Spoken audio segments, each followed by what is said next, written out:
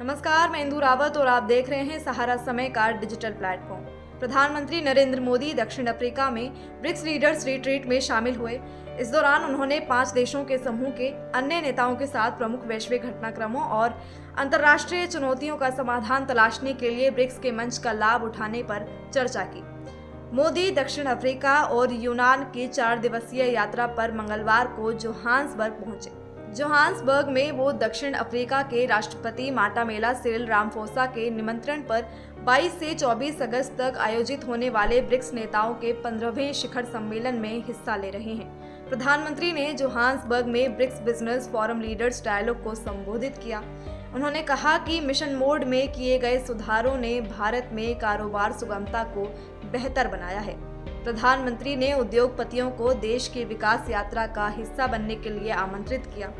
उन्होंने कहा कि भारत जल्द ही 5 लाख करोड़ डॉलर की अर्थव्यवस्था बनेगा और वो आने वाले सालों में पूरी दुनिया की प्रगति का इंजन होगा।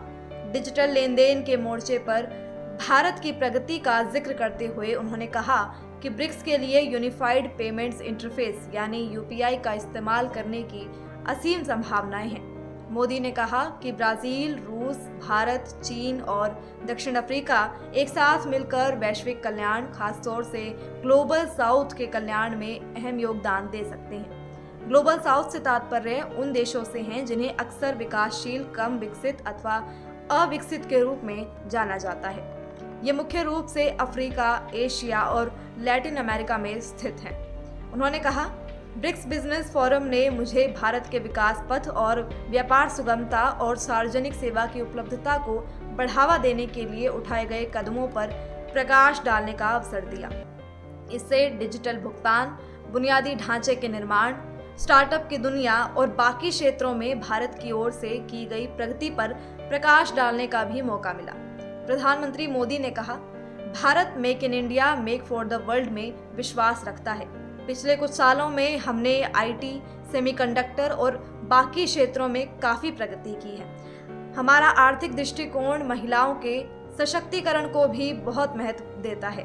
इस बीच जोहान्सबर्ग से आई मीडिया रिपोर्ट में कहा गया है कि चीन के राष्ट्रपति शी जिनपिंग ने मंगलवार को दक्षिण अफ्रीका में ब्रिक्स बिजनेस फोरम में शिरकत नहीं की, जहां उनके समूह के अन्य नेताओं के साथ भाषण देने की संभावना थी। कार्यक्रम में चीन के वाणिज्य मंत्री वांग वेंताओ ने जिनपिंग का भाषण पढ़ा, जिसमें उन्होंने आधिपत्य की प्रवृत्ति को लेकर अमेरिका की आलोचना की।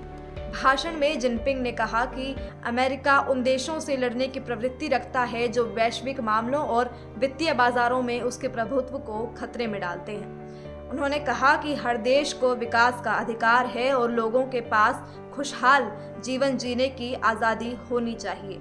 चीनी राष्ट्रपति शी जिनपिंग ने अमेरिका पर परोक्ष रूप से निशाना साधते हुए कहा कि लेकिन एक देश वर्चस्व बनाए रखने के लिए उत्सुक है और वो उभरते बाजारों और विकासशील देशों को पंगु बनाने के लिए किसी भी हद तक जाने को तैयार है।